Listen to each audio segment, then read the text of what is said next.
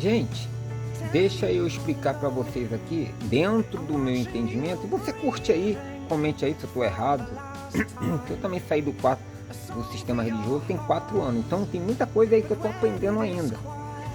Não é como as pessoas que estão aí 10, 15 anos fora do sistema religioso e aprendendo ali todo dia. Tem 4 anos que eu saí fora e eu estou aprendendo todo dia, eu estou aprendendo um pouquinho, mas dentro do meu entendimento eu entendo da seguinte forma. E vocês comentem aí se vocês concordam comigo ou não. A gente ficou lá dentro do sistema religioso 34 anos, então a gente adquirimos algum conhecimento, tá certo? Então, gente, olha só. O Jesus homem, Jesus carne e sangue, Jesus lá particular dos judeus, ele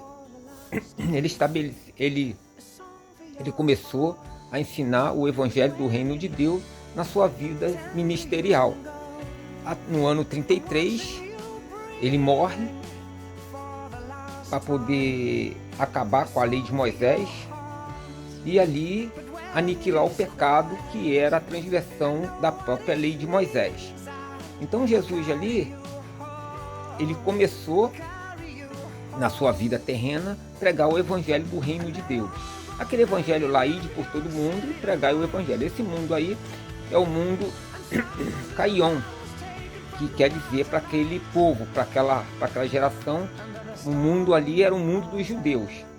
E ele também, depois ele chega ali e fala para os apóstolos que para pregar para a casa de Israel, e não pregar para os gentios. Gentio, no caso aí, seria aqueles que nasceram fora da nação de Israel.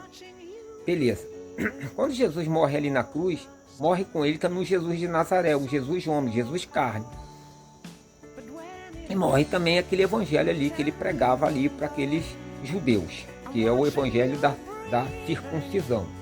Sendo assim, morre Jesus de Nazaré e morre também aquele evangelho ali, o evangelho do reino de Deus, o evangelho da circuncisão. Mais tarde, já o Cristo ressuscitado, Jesus morre na cruz, em carne, e ressuscita como o Cristo ressuscitado, um corpo glorioso, e esse corpo aparece lá para o apóstolo Paulo no caminho de Damasco, para poder Paulo começar ali pregar para os gentios. Aí ele vai para a casa de Ananias, fica cego, essas coisas todas, essa história aí que muita gente já sabe como que aconteceu. Então Paulo, ele começou ali, depois da revelação, pregar o evangelho do evangelho da graça, o evangelho da graça revelada. Esse evangelho da graça revelada não tem mais aquilo que o evangelho do reino de Deus tinha, que é ceia, batismo, jejum, apresentação de criança no templo, essas coisas todas que era tudo do judaísmo. Já o evangelho do apóstolo Paulo, o evangelho da graça, já não tinha mais nada disso, já não tinha mais nada de judaísmo, pelo menos aquilo que ele passava. E ali Paulo, ele fala ali com Gálatas, insensato Gálatas, depois ele tem muita briga ali com Pedro, porque Pedro ainda estava continuando pregando o judaísmo ainda, essas coisas todas. Quando Paulo pregando o evangelho da graça, esse evangelho da graça ali era segundo alguns estudiosos, dizem que esse evangelho ali foi pregado para o gentio daquela época, não para o gentio nos dias de hoje, o gentio lá daquela época. Beleza, esse evangelho do apóstolo Paulo, quando ele fala que este evangelho, se alguém vos apresentar o evangelho que não seja este que eu prego, considera-se anátema. Beleza. Já existem outras pessoas que já acreditam ali naquele período ali, do 33 até o ano 70 ali, que ali era o evangelho do apóstolo Paulo, o evangelho da graça.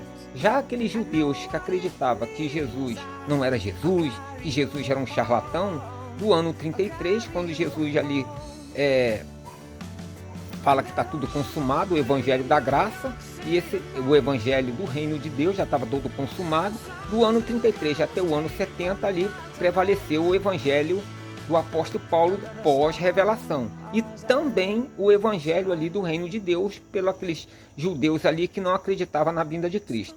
Quando chega no ano 70, quando o templo ali ele é derrubado, a destruição de Jerusalém, o grande dia do Senhor, o dia da vingança, que Jesus já para poder fazer vingança com aquele povo, porque matou o profeta, porque matou o próprio Cristo, desobedeceram a lei de Moisés, pintaram o caneco lá e fazendo merda direto lá.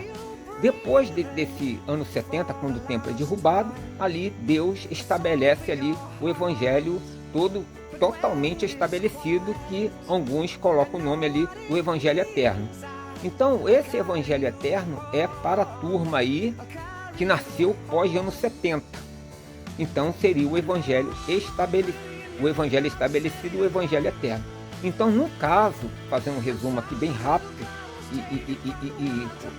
então a gente tem ali 3 evangelhos. O primeiro evangelho era o evangelho para o judeu, o segundo evangelho era para o gentio, do ano ali 33 ao ano 70, ou até um pouco menos, ano 67, 68, quando ali o templo ali seria destruído no ano 70. E já tem o terceiro evangelho, que seria o evangelho eterno, que é o evangelho aí para o gentio pós ano 70. Onde Apocalipse ali diz que é estabelecido o evangelho eterno. João ali diz ali na ilha de Pátmos. Então, fazendo um resumo, então o evangelho dos judeus, depois veio o evangelho da graça e depois o evangelho eterno para poder concluir.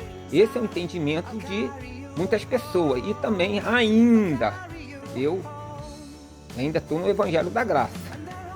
Acredito ainda no evangelho da graça pós-cruz.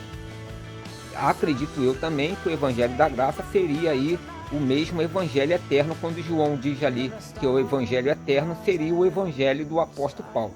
Esse é o meu entendimento. Não estou afirmando nada que estou certo, estou aqui para aprender, e vocês comentem e curte aí para poder me ajudar a entender. Valeu, gente? Forte abraço e que Deus nos abençoe.